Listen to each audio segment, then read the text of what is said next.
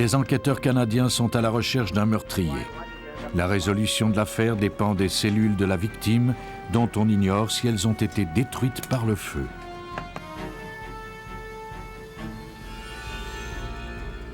Sur la scène d'un crime, une poignée de vieux mégots sont les seuls indices dont disposent les spécialistes. Parviendront-ils à décoder les messages qu'ils recèlent?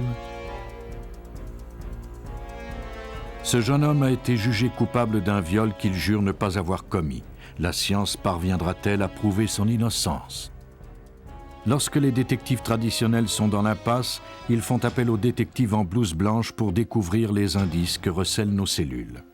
Une parcelle d'ADN peut suffire à faire inculper un meurtrier ou disculper un innocent. Ce nouveau type d'enquête criminelle revêt la forme d'une double hélice.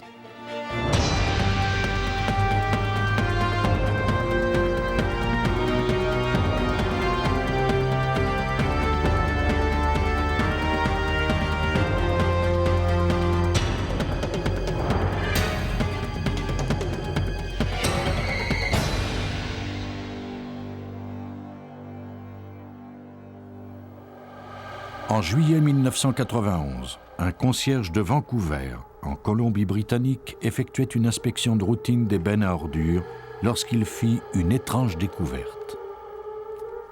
À l'intérieur de l'une d'elles se trouvait un cadavre à ce point calciné qu'il se demanda s'il était humain. Il s'empressa de faire part de sa découverte à la police. Les détectives Al Cutley et Rick Crook furent dépêchés sur les lieux. Ces enquêteurs en homicide avaient une solide expérience et savaient que ce qui pouvait ressembler à un cadavre humain pouvait tout aussi bien être une mauvaise blague ou un mannequin jeté aux ordures.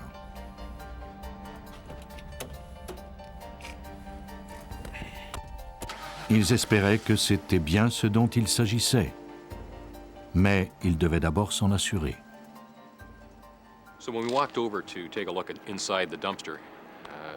Quand nous avons jeté un coup d'œil à l'intérieur de la benne, il n'y avait qu'un semblant de corps humain. Il avait été à ce point détruit par le feu que nous ne savions pas s'il était humain ou s'il s'agissait par exemple d'une carcasse d'ours jetée par des braconniers. Et nous n'avons pas éliminé cette possibilité.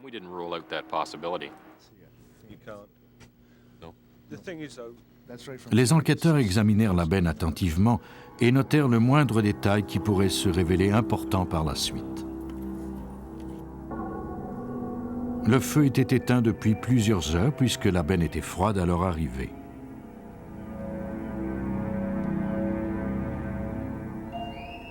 Ils remarquèrent une tache qui partait du coin de la benne et rejoignait le sol.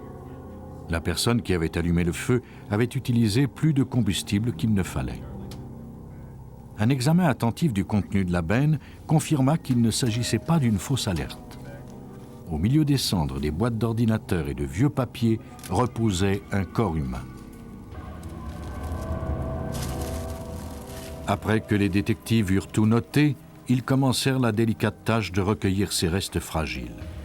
Ils les déposèrent dans un sac conçu expressément pour les protéger, puis les expédièrent à la morgue pour les faire analyser par un pathologiste. Tout ce qui avait pu résister aux flammes fut également recueilli et conservé. À l'analyse des lieux, les enquêteurs constatèrent que le meurtrier avait soigneusement choisi son site. Il s'agissait d'un parc industriel entouré de buissons et fermé le week-end. En fait, nous avons découvert que des gens sont passés en voiture à peu près au moment où l'homicide a dû se produire. Et personne n'a rien vu.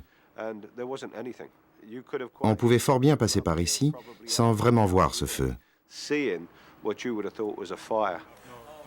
Très souvent, les enquêtes d'homicide sont résolues en 24 heures lorsque les détectives suivent des pistes encore fraîches. Mais dans ce cas-ci, le feu s'était éteint depuis quelques jours et il n'y avait aucune piste à suivre. Si le meurtre s'était produit seulement 5 ans plus tôt, Crook et Cutley n'auraient disposé que de leur seule intuition et talent pour trouver des réponses. Mais au moment de cette enquête, c'est-à-dire en 1991, ils savaient qu'ils avaient des alliés au laboratoire. Un outil puissant venait de s'ajouter à l'arsenal judiciaire, l'analyse de l'ADN. Les détectives disposaient maintenant d'autre chose que des seules fibres pour les assister dans leur travail. Une seule cellule suffisait pour résoudre une enquête. Tout comme les sinuosités des empreintes digitales, notre code d'ADN est unique. Mais il est bien plus difficile à cacher. Son identification est partie intégrante des nouvelles technologies de la criminalistique. Aujourd'hui, les scientifiques parviennent à recueillir l'ADN dans la sueur d'un chandail, la salive derrière un timbre-poste ou le sang séché. Il est également possible de prélever des particules de peau logées sous les ongles d'une victime.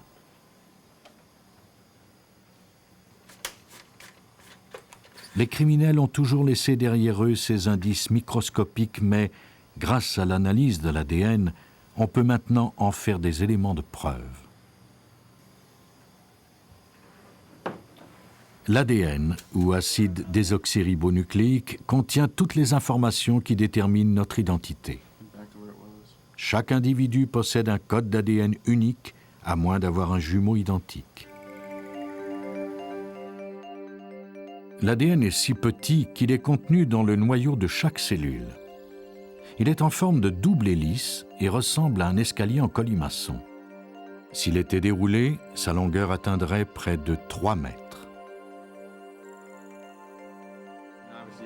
Environ 99,5% de l'ADN est identique chez tous les humains, mais certaines sections diffèrent complètement d'une personne à l'autre. L'étude de ces différentes sections permet aux scientifiques d'identifier aussi bien les victimes que les meurtriers. À Richmond, au service des sciences judiciaires de l'État de Virginie, Paul Ferrara dirige l'un des laboratoires d'ADN les plus modernes aux États-Unis.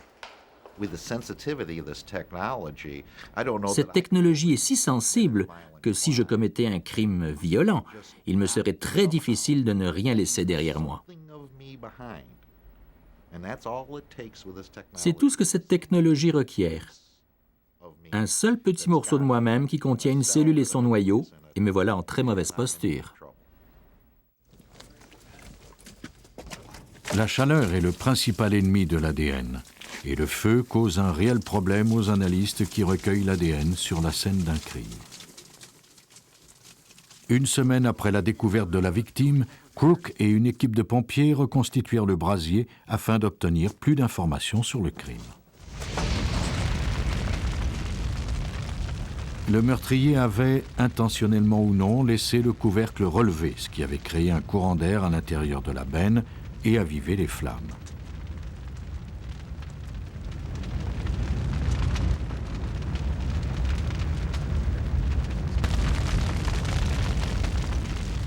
La végétation qui entourait le lieu avait servi de paravent.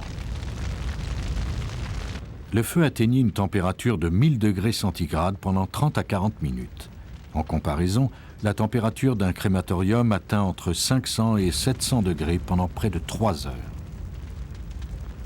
Les enquêteurs avaient eu la chance de découvrir quelques indices. Maintenant, ils devaient découvrir l'identité de la victime.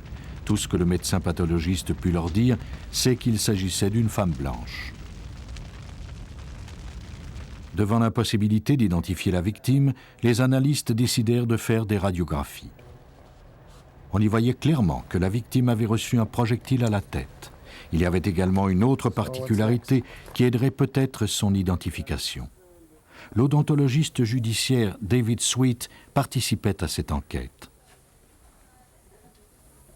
Les dents, à cause de leur dureté, sont les éléments les plus difficiles à détruire chez l'homme. Lorsque des corps sont difficiles à identifier, on fait appel aux odontologistes pour analyser les dents des victimes. L'état des dents, par exemple leur usure, peut révéler bien des détails de la vie d'une personne. Elle était droitière ou gauchère, elle buvait une eau fluorée pendant son enfance ou elle portait un appareil dentaire. L'analyse des dents de la victime détermina qu'elle avait environ 20 ans. Sa dentition avait une caractéristique unique. L'autre chose que nous avons remarqué lors de l'analyse, c'est qu'elle avait une dent supplémentaire au centre de son maxillaire supérieur, entre les incisives. On pouvait clairement la voir sur les radiographies de la victime.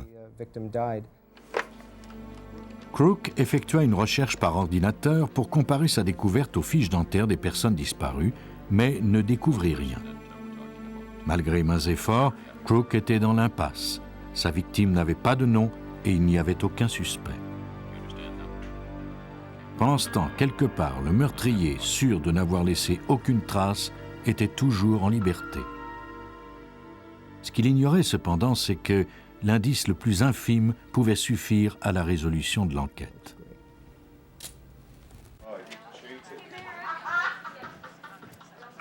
Pendant 2 jours, le détective Al Catley poursuivit des fantômes. Qui était donc la femme de la benne? Et quel événement horrible avait mené à cet homicide? Quelqu'un, que ce soit un ami, un mari ou un collègue de travail, avait dû constater sa disparition. Catley demanda à son équipe de consulter les rapports des personnes disparues. Un des cas attira leur attention, celui de Lynn Breeden, 30 ans, dont le colocataire avait signalé la disparition. Il l'avait déposée chez une amie avec qui elle sortait ce soir-là.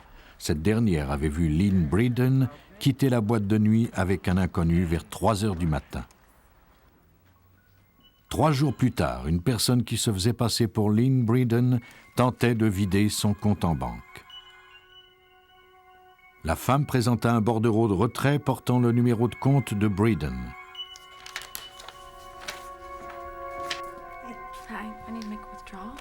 La caissière, consciente que la cliente n'était pas celle qu'elle prétendait être, se mit à lui poser des questions. Mais la femme commença à montrer des signes d'énervement. Lorsque la caissière essaya de la retenir, elle prit la fuite.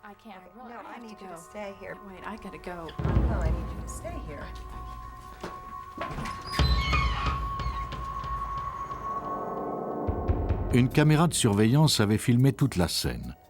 On pouvait clairement y voir qu'un homme attendait la femme devant la banque. Les policiers tirèrent une photo de cette femme à partir de la cassette et la firent publier dans les journaux. Elle fut identifiée puis convoquée à un interrogatoire. Elle déclara à la police qu'un de ses amis lui avait offert $500 pour commettre cette fraude, mais elle ignorait tout du meurtre. Cet ami s'appelait Chris Cruz. Il était stripteaseur et son nom d'artiste était Tony Devons. Les détectives le firent surveiller et le convoquèrent finalement à un interrogatoire. Ignorant qu'il était déjà surveillé, Cruz gara sa voiture à 2 pâtés de maison et marcha jusqu'au poste de police. Les agents qui le surveillaient avertirent immédiatement le sergent Crook que Cruz cachait peut-être quelque chose dans son véhicule. Lorsque Cruz arriva au poste, la police lui demanda l'autorisation de fouiller son véhicule. Il leur répondit que la voiture était chez ses parents dans une autre localité. Les enquêteurs, conscients qu'il mentait, l'informèrent qu'ils l'avaient vu garer sa voiture et qu'ils étaient en droit de la fouiller sans mandat de perquisition. Il accepta à contre-cœur et leur remit les clés.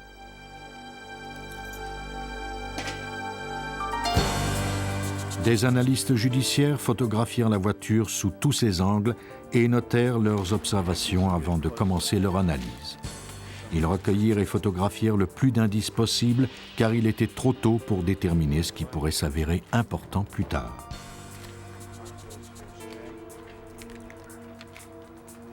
Les spécialistes travaillaient en équipe. Certains d'entre eux analysaient les indices pendant que d'autres notaient leur emplacement. Ils découvrirent des taches de sang sur les parois latérales et à l'arrière de la voiture. Ils notèrent minutieusement la position des gouttelettes afin d'établir d'où le sang avait été projeté sur l'auto. Cette information serait cruciale lors de la reconstitution du crime.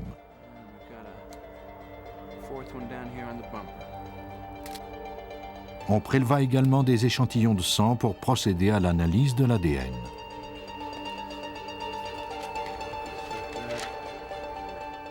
Les spécialistes fouillèrent ensuite la voiture de fond en comble. Ils examinèrent les objets personnels posés sur le siège arrière dans l'espoir que l'un d'eux leur indiquerait l'identité de la victime.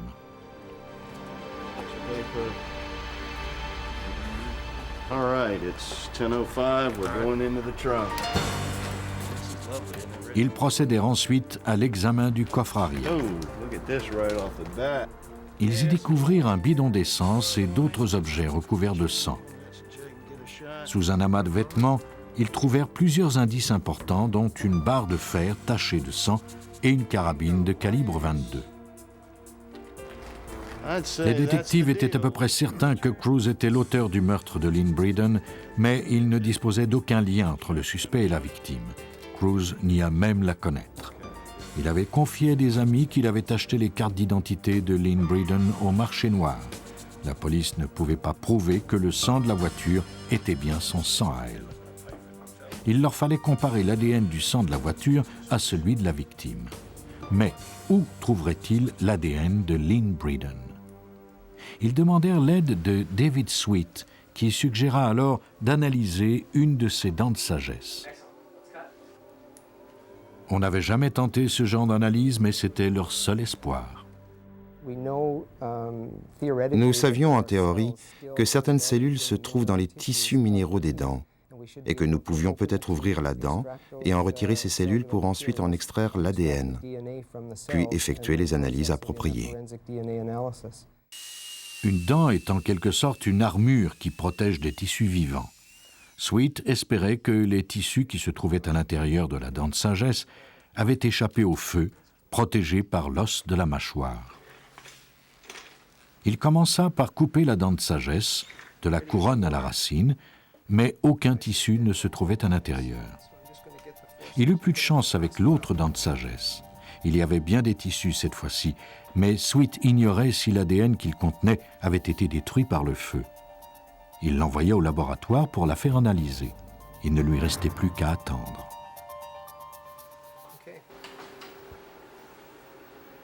Chris Cruz avait-il tué Lynn Breeden? La réponse se trouvait au laboratoire de Vancouver, où les tissus de la victime avaient été envoyés pour analyse. Sweet reçut enfin une réponse. L'ADN avait bien résisté au brasier. De nouvelles analyses confirmèrent que l'ADN de la victime correspondait bien à celui du sang découvert dans la voiture de Cruz. Le laboratoire conclut que la probabilité que le sang ne soit pas celui de la victime n'était que de 1 sur 540 millions. Sweet venait de démontrer que Lynn Breeden s'était bien trouvée dans la voiture de Cruz la nuit de sa mort. Après avoir été confronté à ces faits, Chris Cruz passa enfin aux aveux. Les enquêteurs purent alors reconstituer le scénario probable de cette nuit fatale. Breeden avait emprunté une importante somme d'argent à Cruz.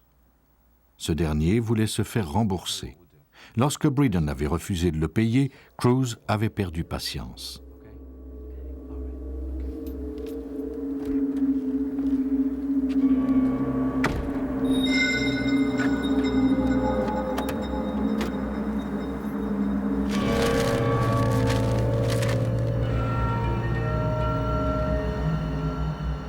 Inquiète, Breeden était sorti de la voiture.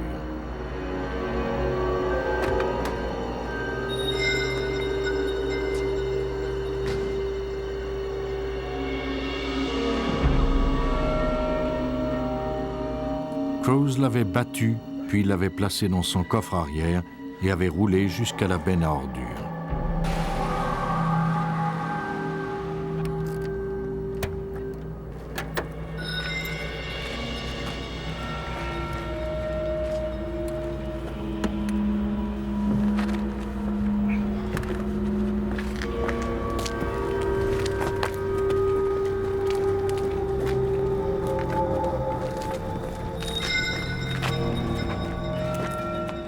Lorsqu'il était arrivé à cet endroit isolé, la victime avait repris conscience.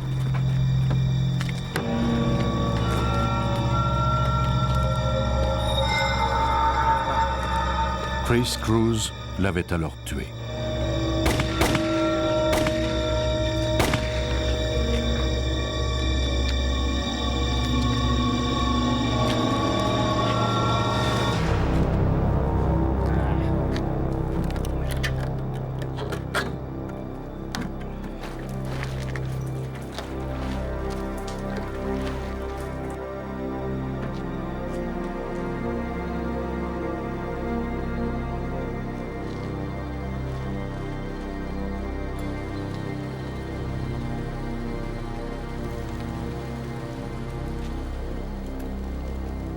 Il croyait que les flammes élimineraient tout indice. Il ignorait que la vérité sortirait de la bouche même de sa victime. Il fut accusé de meurtre au second degré et envoyé en prison à perpétuité.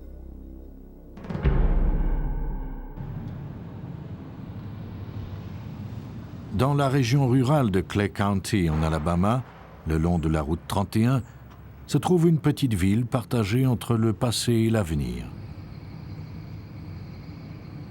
Ici, les anciennes façades des magasins côtoient un hôtel de ville ultramoderne. Les bonnes et les mauvaises nouvelles s'y propagent encore grâce aux bouche à oreille.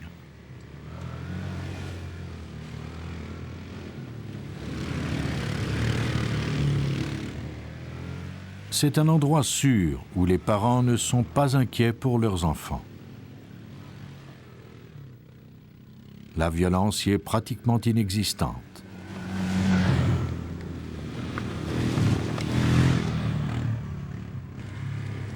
Le 22 juillet 1995, 3 conducteurs de véhicules tout-terrain découvrirent un matelas brûlé en pleine forêt, sous lequel se trouvait quelque chose qui ressemblait à des os noircis. Ils contactèrent le shérif Ralph Toland, qui se rendit immédiatement sur les lieux.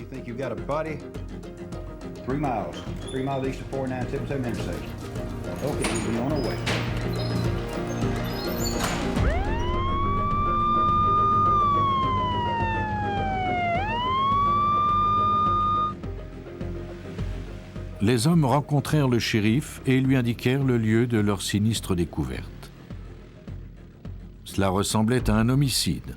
Toland établit une zone de sécurité autour de la scène, mais il ne pouvait pas faire le travail seul. Il devait s'assurer qu'aucun des indices ne serait détruit. Je me suis rendu sur les lieux et j'ai constaté ce qui était arrivé. J'ai vu le matelas calciné. Il ne restait que les ressorts posés par-dessus un squelette. J'ai demandé à mon équipe de tout arrêter. Je leur ai dit de retourner à l'entrée, au bord de la route, et leur ai demandé de surveiller l'endroit. Je voulais que les analystes judiciaires viennent nous aider à recueillir les indices.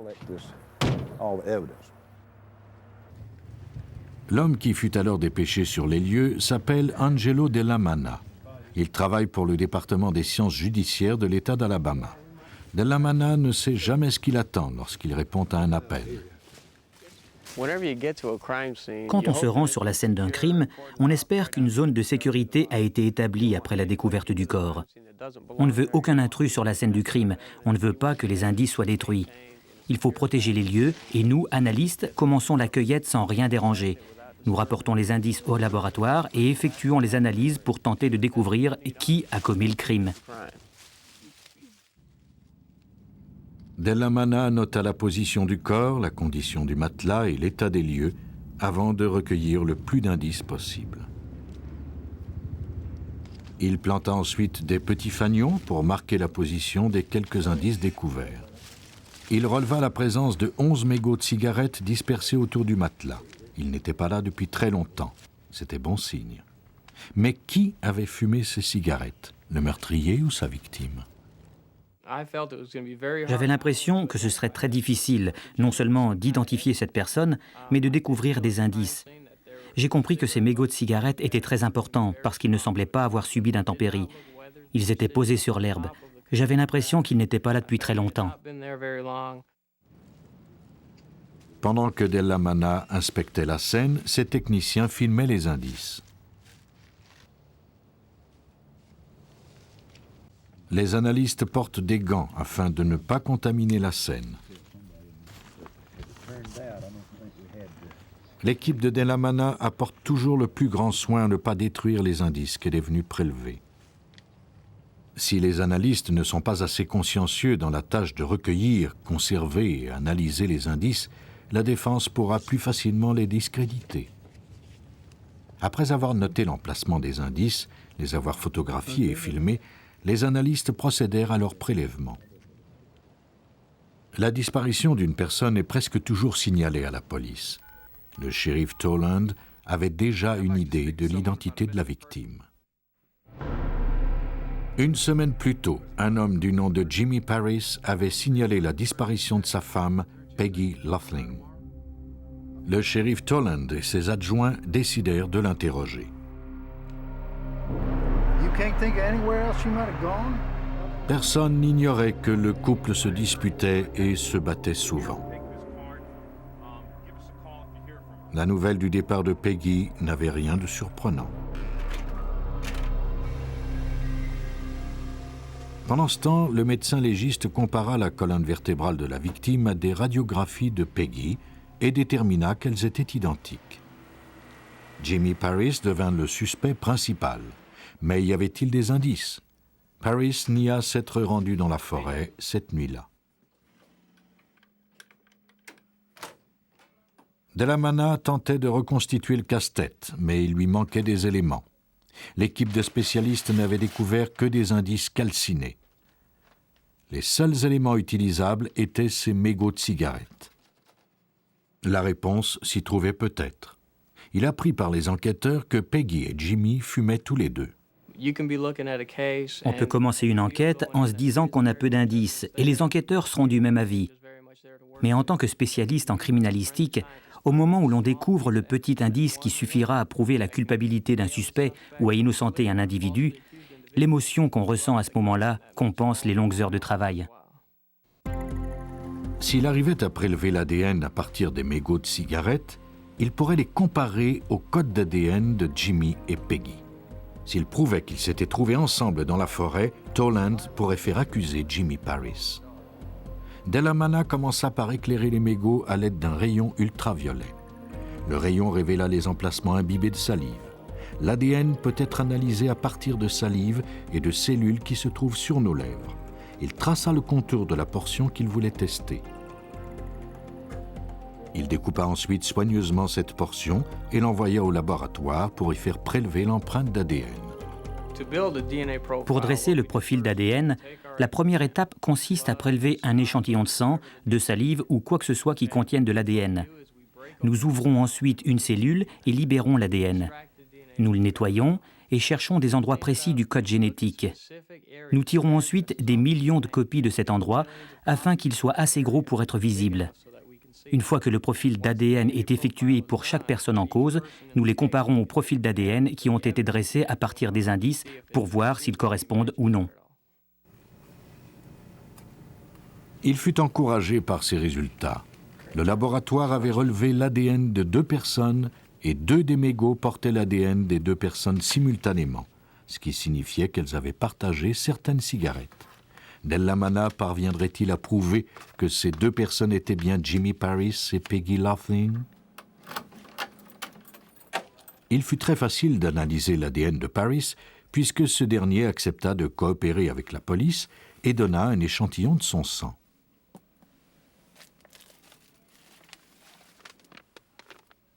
Il fut plus difficile d'obtenir des échantillons de Peggy Laughlin. Dell'Amana tenta d'en extraire à partir des restes de la victime. Selon lui, le meilleur endroit pour trouver de l'ADN était dans la moelle osseuse de son fémur. Cet os de la cuisse est le plus gros du corps humain. Peut-être le feu n'avait-il pas atteint l'ADN qu'il contenait. La moelle osseuse contient une très grande quantité d'ADN. Afin de prélever le maximum de cellules possibles, Dell'Amana la réduisit en poudre. Il remit ensuite cette poudre à un autre spécialiste afin qu'il procède à l'extraction de l'ADN. L'analyste plaça la poudre dans un bain chimique qui fait s'ouvrir les noyaux des cellules et libère ainsi l'ADN.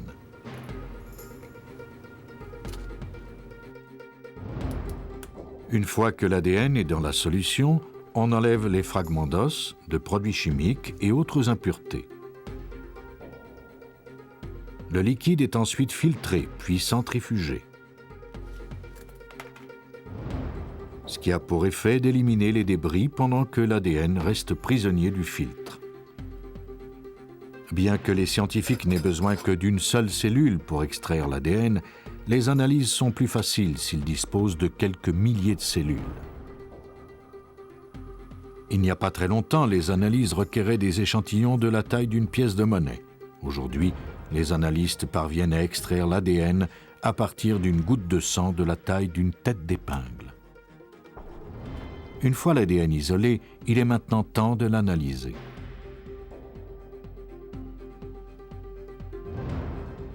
L'ADN est déposé dans une membrane où il forme une bande de couleur. L'analyse de cette bande de couleur permet de déterminer la quantité d'ADN obtenue.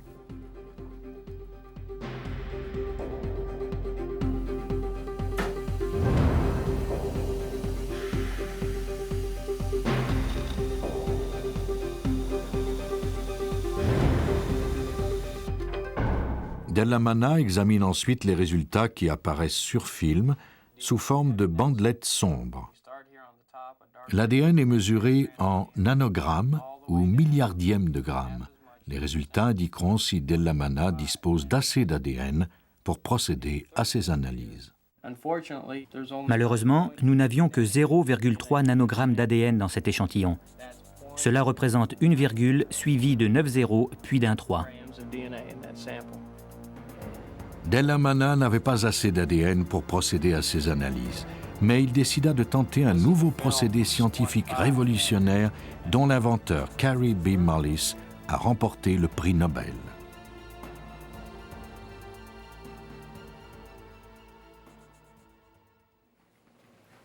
Jusqu'en 1993, les scientifiques ne pouvaient analyser l'ADN que s'ils en avaient une grande quantité. Malheureusement, les bactéries, la chaleur et le temps peuvent dégrader et fragmenter l'ADN. Un procédé appelé réaction en chaîne de polymérisation permet aux scientifiques de copier l'ADN plusieurs fois. L'ADN est constitué de 4 composantes chimiques, soit l'adénine A, la thymine T, la guanine G et la cytosine C. Ces composantes forment une chaîne. L'adénine ne s'apparie qu'à la thymine et la cytosine qu'à la guanine. La réaction en chaîne de polymérisation permet de séparer la double hélice comme le ferait une fermeture éclair. Le thermocycleur chauffe l'ADN, ce qui sépare l'adénine de la thymine et la guanine de la cytosine. On ajoute de nouveaux produits chimiques à la solution et les 2 moitiés de l'hélice les utilisent pour édifier une nouvelle chaîne complémentaire. La répétition de ce procédé permet ainsi de créer des millions de copies qui constitueront l'échantillon à analyser. Lorsque les scientifiques dressent le profil génétique d'une personne, ils n'utilisent pas la molécule d'ADN dans sa totalité. Ils n'analysent que certaines sections sur l'hélice. Si ces sections sont identiques sur les 2 échantillons, cela signifiera que l'ADN provient bien de la même personne. Les analystes effectuèrent le procédé de réaction en chaîne de polymérisation à partir de l'os pour reconstituer plus d'ADN. Malheureusement, la trop piètre qualité de l'ADN ne leur permit d'analyser qu'une section, alors que les procédures exigeaient la comparaison d'au moins 2 sections. Y avait-il un moyen d'en trouver une autre? Partant du principe que l'ADN d'un enfant est la combinaison des codes génétiques des 2 parents, Della Manna demanda aux frères et sœurs de Peggy Laughlin d'envoyer des échantillons sanguins afin de compléter le code d'ADN de la victime. Lorsque nous avons constaté que nous n'avions pas assez d'ADN pour terminer le profil de Peggy, nous avons utilisé des échantillons de tous ses frères et sœurs. Ces échantillons provenaient de partout aux États-Unis. Alors que Della Manna poursuivait ses analyses, le shérif Toland reçut un appel l'informant qu'on avait découvert une camionnette abandonnée dans une ville voisine. La vérification de l'immatriculation confirma qu'elle appartenait à Jimmy Paris. À l'intérieur, les spécialistes découvrirent des traces de sang sur les parois et le plafond. Une partie du tapis avait été déchirée.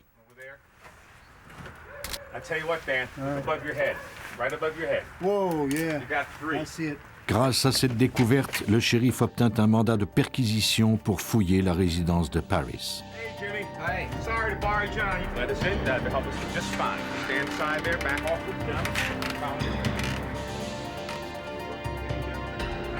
Les enquêteurs espéraient découvrir quelque chose qui relierait Paris à la mort de sa femme, mais ils étaient dans l'impasse.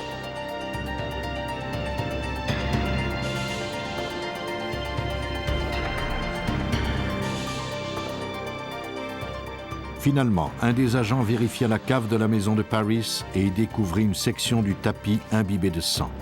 Le tableau commençait enfin à prendre forme.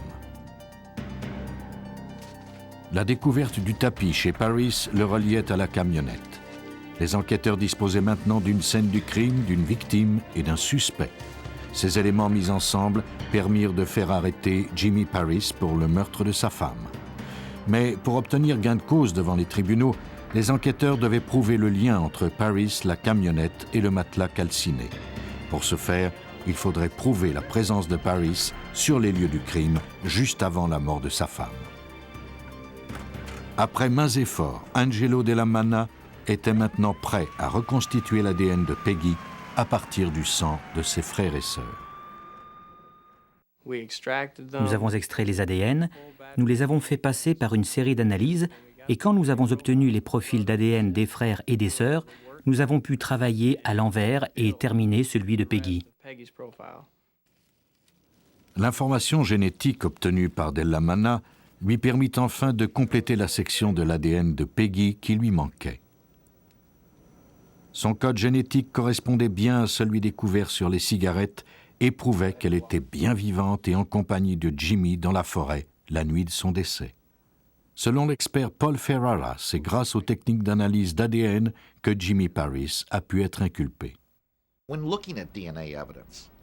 Lorsqu'on considère les preuves d'ADN et l'importance de ces preuves, et qu'on les place en perspective avec les autres preuves, le mobile, les moyens et les opportunités. Tout cela mis ensemble, cela permet d'être absolument certain de la culpabilité d'une personne, et cela hors de tout doute raisonnable.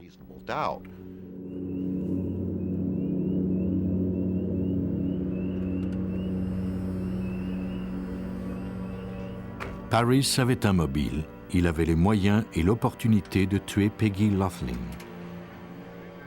C'était un homme jaloux qui soupçonnait sa femme de le tromper. Cette nuit-là, il lui avait demandé de l'accompagner en forêt. Il avait apporté un matelas qu'il avait déposé sur le sol et l'avait recouvert d'une couverture.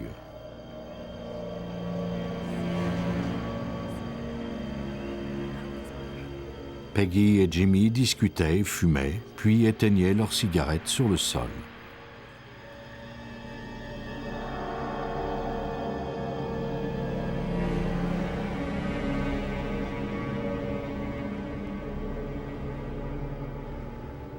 Mais dans la salive et les cellules des lèvres se trouvait le code génétique du meurtrier qui n'attendait qu'à être découvert.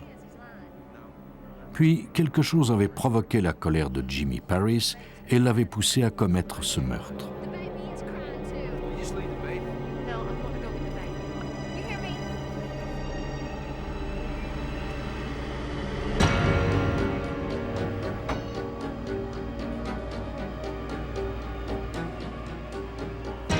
Paris savait qu'il devait détruire le corps pour ne pas être accusé.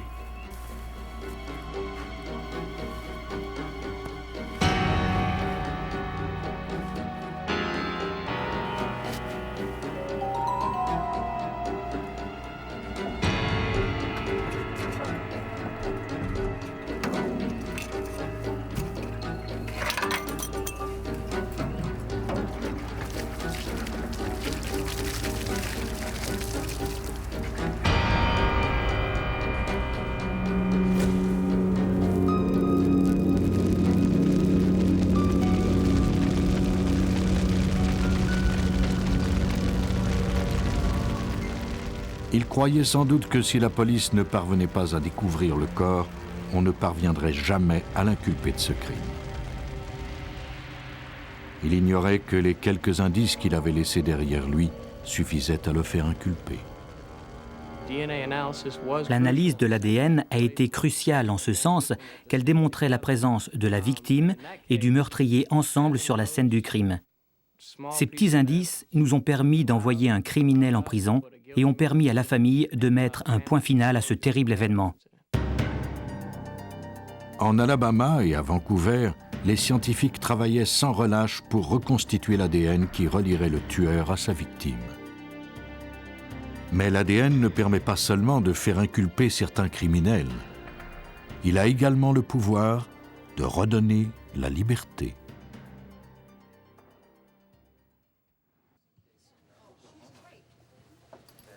L'avocat Barry Scheck, qui faisait partie de la défense de O.J. Simpson, ne croit pas que tous ceux qui sont derrière les barreaux sont coupables. L'ADN lui permet aujourd'hui de le démontrer. Sheck est à la tête du projet Innocence, un programme développé à la faculté de droit Benjamin Cardoso de New York. Ce programme a pour but de libérer les innocents grâce au profil d'ADN.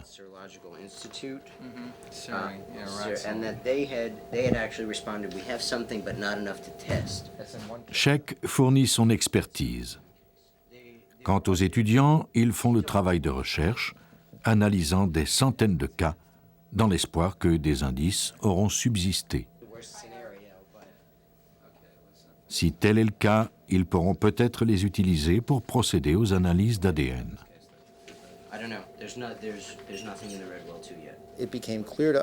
Il est devenu évident que l'ADN nous donne la possibilité de faire réouvrir de vieilles enquêtes et acquitter des gens condamnés il y a plusieurs années. Nous pressentions que plusieurs personnes étaient peut-être innocentes. Depuis ses débuts en 1992, le projet Innocence a permis de faire acquitter 30 personnes sur les 40 qui ont été libérées grâce aux preuves fournies par l'ADN. Le FBI a récemment démontré que les analyses d'ADN permettent d'innocenter des suspects dans 25 à 30% des cas. Bien que nous ignorions le nombre d'innocents incarcérés par erreur, des organismes tels que le projet Innocence permettent de corriger cette situation. Il y a ces cas de personnes condamnées qui ont toujours proclamé leur innocence, même si on avait utilisé contre elles la preuve sérologique, par exemple, ou même, dans certains cas, la preuve des cheveux. Elles nous demandent de faire analyser ces éléments pour prouver leur innocence. Et nous y parvenons cas après cas. Louise Hochberg est la directrice générale du projet Innocence. En 1993, un prisonnier fit appel au service de l'organisme. Il espérait que l'analyse d'ADN prouverait son innocence dans le cas d'un viol. Troy Webb nous a écrit pour la première fois en 1993. Je crois qu'il avait entendu parler de nous par le biais d'un compagnon de cellule qui avait également fait appel à notre organisme.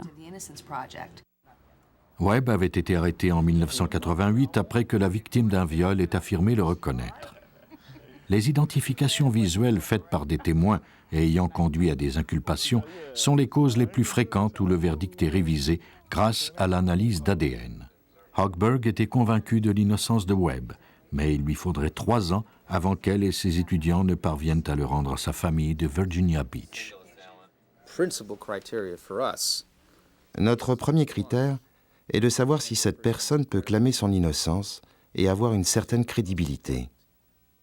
Deuxièmement, nous vérifions si nous avons une preuve biologique que nous pourrons utiliser et qui, combinée aux autres facteurs, sera déterminante et prouvera que cette personne n'a pas commis le crime pour lequel elle a été condamnée.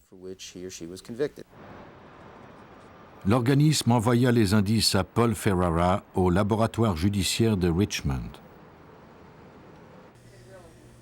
Des analystes comparèrent l'ADN laissé sur la scène du viol à celui de Webb grâce à un échantillon de sang.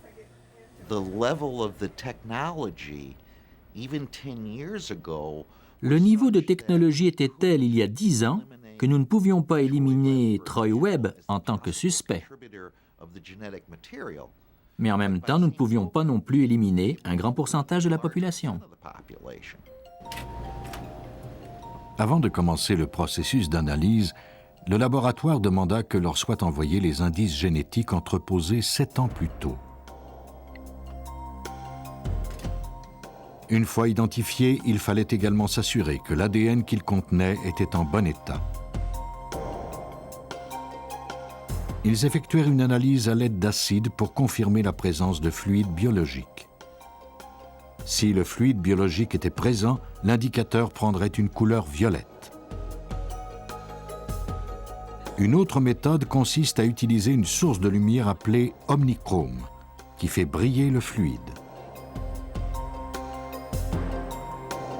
Si l'analyste cherche des traces de sang pour son analyse de l'ADN, elle se servira d'un produit chimique appelé luminal, qui détecte la plus infime quantité de sang. Ce produit est particulièrement utile si le sang a été lavé par la pluie ou si un meurtrier a tenté de le nettoyer. Dans le cas de Troy Webb, les analystes avaient recueilli des indices à partir des vêtements de la victime. L'échantillon contenait l'ADN du criminel. Il ne restait plus qu'à le comparer à celui de Troy Webb. L'analyse d'ADN consiste à comparer la longueur des fragments du code génétique en des endroits spécifiques sur la double hélice. Les analystes placent les sections d'ADN qu'ils veulent comparer dans une matrice gélatineuse. L'ADN est chargé négativement. Les analystes utilisent ensuite une charge positive qui le fait avancer dans la gélatine. Les fragments les plus longs voyagent plus lentement que les courts. 2 fragments de même longueur voyageront à la même vitesse.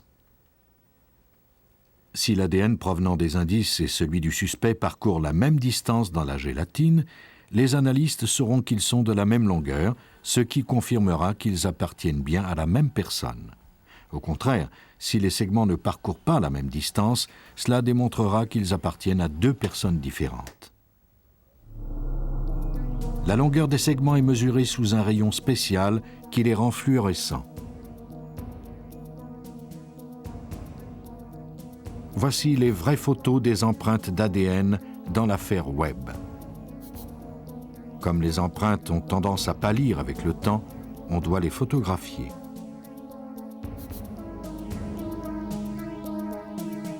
Les analystes n'étaient tenus de comparer qu'une section de l'ADN de Troy Webb aux ADN provenant des indices.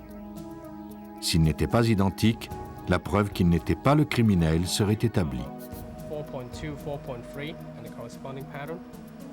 En plus de comparer l'empreinte génétique aux indices, on la compara à l'ADN de la victime et à celui du violeur. Les points rendent les différences entre les codes d'ADN très faciles à discerner. Rien dans l'ADN de Webb ne correspondait à l'ADN provenant des indices. Nous en concluons que ce type d'ADN ne provient pas de Troy Webb et que le vrai violeur est toujours en liberté à l'heure actuelle. Le 7 septembre 1996, le projet Innocence fit connaître le résultat de ses analyses. Dans l'État de Virginie, il est impossible de présenter de nouveaux éléments après le 21e jour suivant le verdict. La seule option était de demander un pardon. Le gouverneur, après étude des documents, accepta de donner son pardon. Il n'y a rien de plus noble pour un avocat, selon moi, que de réouvrir une vieille enquête, démontrer qu'il y a eu injustice et corriger la situation. Le 16 octobre 1996, Troy Webb fut enfin libéré de prison. La première chose qu'il souhaitait était d'aller manger un sandwich de 2 mètres de long à son restaurant préféré, le Philadelphia Cold Cuts. Il y travaille aujourd'hui et a renoué avec sa famille. Il vit avec la même foi et le même espoir qui l'ont aidé à traverser ces années de prison et il éprouve une immense gratitude pour le projet Innocence. C'est comme ma famille, vraiment. S'ils n'existaient pas, je serais encore en prison. Ils m'ont aidé gratuitement. Je ne peux rien demander de plus. Tout espoir d'arrêter le vrai violeur n'est pas perdu. L'État de Virginie dispose de la plus grosse base de données d'ADN aux États-Unis grâce au prélèvement systématique de sang effectué sur chaque prisonnier. Des dizaines de milliers d'échantillons sanguins amassés chaque année ont permis de créer une banque de plus de 135 000 échantillons. À partir de ces échantillons, 10 000 empreintes génétiques ont déjà été déterminées et ont permis de résoudre 18 crimes. Si l'ADN de l'affaire Webb correspond à l'une des empreintes de la base de données, on connaîtra alors l'identité du violeur. Notre base de données est l'une des premières à avoir été créée. Nous avons réussi une identification en 1993, aucune en 1994, 5 en 1995 et 12 dans la seule année 1996. Et cette année-là, en 1996, nous ne disposions que de 9000 profils génétiques sur les 130 000 échantillons que nous avions.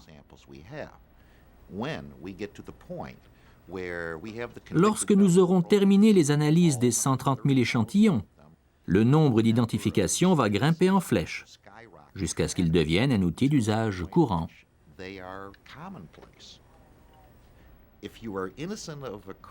Si l'on est innocent, la technologie de l'ADN est la meilleure alliée. Mais si au contraire on est coupable, elle deviendra la pire ennemie. La technique de l'empreinte génétique en est encore à ses premières armes. Mais son potentiel est inestimable. En seulement 10 ans, la double hélice de l'ADN s'est hissée parmi les outils les plus précieux des nouveaux détectives dans leur lutte contre le crime.